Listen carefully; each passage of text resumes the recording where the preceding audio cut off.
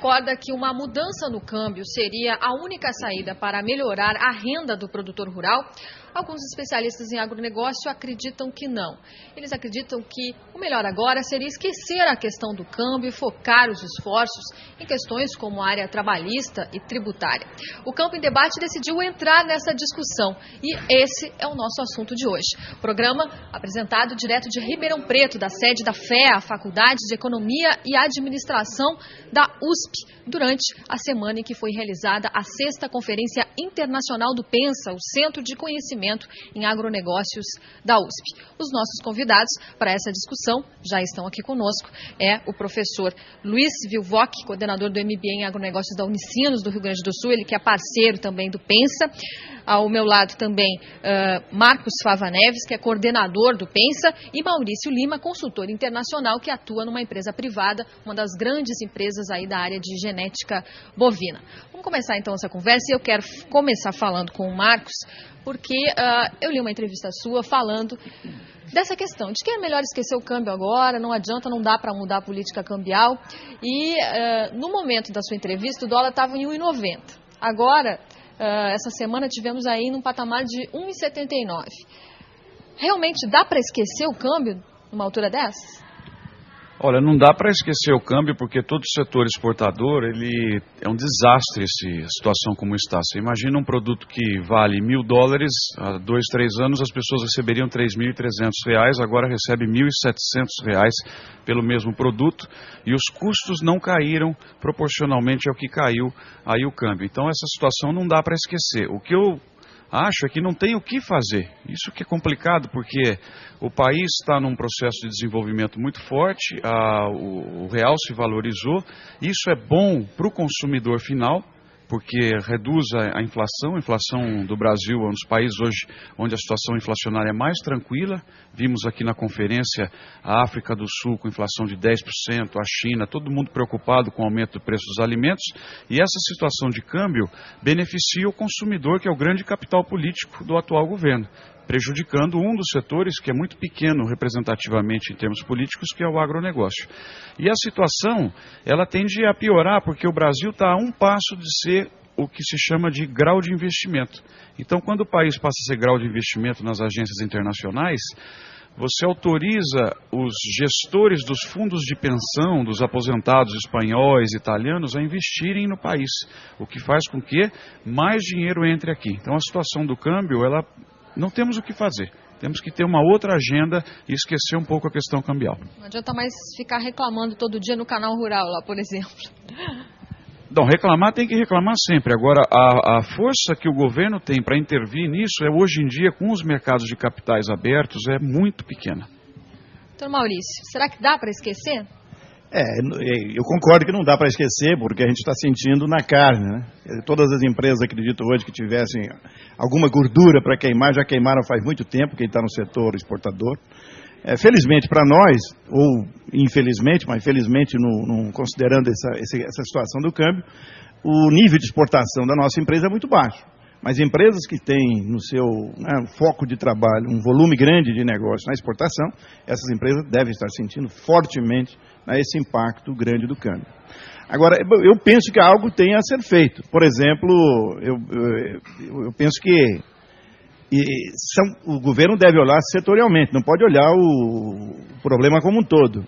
Eu me lembro agora, recentemente, visitando a cidade de Franca, tem setores, como o setor calçadista, que é um setor que sofreu um impacto fortemente. Tem empresas espetaculares que estavam no mercado há muito tempo, marcas muito fortes, que desapareceram do mercado. Quer dizer, por isso que eu penso que, às vezes, eu concordo que tem muitos benefícios, tem muitas empresas exportadoras que hoje são fortemente importadoras, né? Elas usam muito produto importado no seu trabalho. Então, essas empresas, no fundo, elas compensam um pouco essa situação de câmbio, mas as empresas que dependem fundamentalmente de produto e mão de obra puramente pago em real, essas estão pagando um preço extremamente alto. E deveriam merecer, por parte do governo, algum tipo de atenção diferente. E na agricultura, por exemplo, tem aquele problema que vem acontecendo nos últimos 3 anos, que é o dólar do momento que se compra os insumos, do custo de produção, e o dólar que depois se pratica na hora. É essa diferença que está acabando com a renda do produtor. Com certeza, Alessandro. E esse é um problema de gestão, nós não estávamos acostumados a isso, né? E nós tínhamos uma tradição muito concentrada na intervenção do governo, né? E o mercado abriu, a economia, digamos assim, a política nacional hoje é uma visão de mercado aberto. Se por um lado o Marcos tem razão, a competitividade fica melhor, inclusive para o consumidor, por outro lado exige um esforço de adaptação muito forte de toda a cadeia produtiva, né? E o agronegócio, claro, é o nosso chão, o nosso principal veio, é 80%, 90% do nosso superávit da balança comercial, evidentemente que está sofrendo nisso. Agora, é uma questão que eu acho que é importante a gente ressaltar também, que nós, quando estamos olhando essa questão da política monetária, e o câmbio é uma questão desse tipo, nós temos que olhar a política mundial. E nós somos a mesma situação que a Europa, por exemplo, porque o problema todo está lá nos Estados Unidos, né? Os Estados Unidos baixando a taxa de juros, né? As pessoas que são investidores querem correr para outros países que têm taxas de juro que para nós parece ser uma coisa absurdamente boa, né? 8 e pouco, a juro de Pronaf, né? Geral para a economia, é uma Babilônia se pensar para o investidor americano. O Marcos está falando que nós entrando nessa perspectiva aí de ficar, digamos assim, focado nessa questão de atração desse investimento, isso tende a piorar. Eu acredito que nós temos que trabalhar com uma ideia de políticas compensatórias, e aí eu acho que a política tributária pode ser que seja um elemento de desgravação, algum tipo de linha de crédito para esse exportador, porque, inclusive, um outro detalhe importante, boa parte das exportações, sobretudo produtos de valor agregado mais elevado, não vendem à vista, né? Elas têm que financiar o importador, assim como no mercado interno, né? Então nós temos que, já que tem uma babilônia de dinheiro, de dólar aqui no mercado, tem que se criar mecanismos de irrigar essa economia que está estrangulada, com certeza. Você concorda, então, com algum tipo de medida para Acho que tentar sim. intervir, tentar minimizar essa questão? Mas a questão do câmbio, realmente, o governo adotou uma política de olhar o mercado. E nós, como país globalizado que estamos, né, nós estamos sentindo esse problema que é o impacto da economia norte-americana buscando melhorar o seu padrão competitivo. Porque se tiver juro alto lá, diminui digamos assim, a atratividade do consumidor, né? E aí, digamos assim, a balança comercial e a situação econômica americana fica muito complicada, né?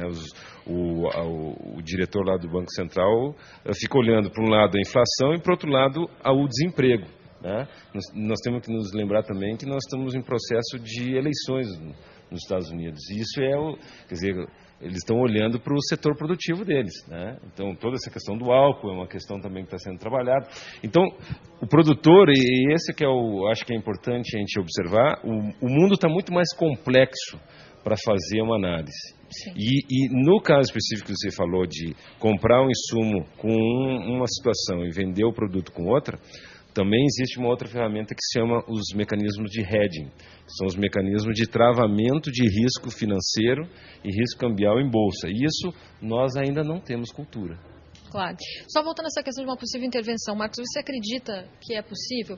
Eu já participei de um evento onde a Fiesp, por exemplo, estava propondo ao Banco Central, onde estava presente o Henrique Meirelles, medidas que poderiam, quem sabe, um maior controle sobre remessas, sobre reservas, para que isso impactasse e segurasse mais o câmbio. Você acredita nisso?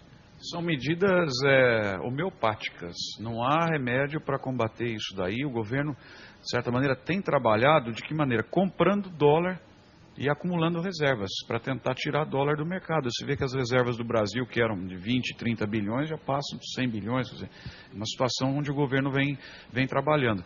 Mas o que eu prego nessa história de mudança de agenda é esquecer de ficar reclamando, parar de reclamar do câmbio e falar as coisas que devem ser alteradas para a agricultura.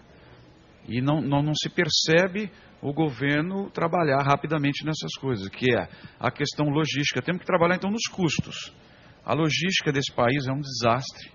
É um desastre. Nós estamos vendo aqui os argentinos como têm uma competitividade muito maior do que a gente na questão de grãos. A questão trabalhista dos proprietários rurais hoje é um desastre. A questão tributária é um desastre. Financiamento para o setor agrícola que precisa é um desastre. Então, temos que mudar a agenda e fazer o governo trabalhar nesses pontos. Bom, esse é um assunto que a gente quer falar mais aqui no programa. Nós vamos para um breve intervalo e voltamos falando dessa agenda. Então, qual deve ser a agenda ideal do agronegócio agora? No que devemos focar os esforços aí para tentar melhorar a competitividade do agronegócio brasileiro e principalmente melhorar a renda do produtor rural? Nós já voltamos. Até já.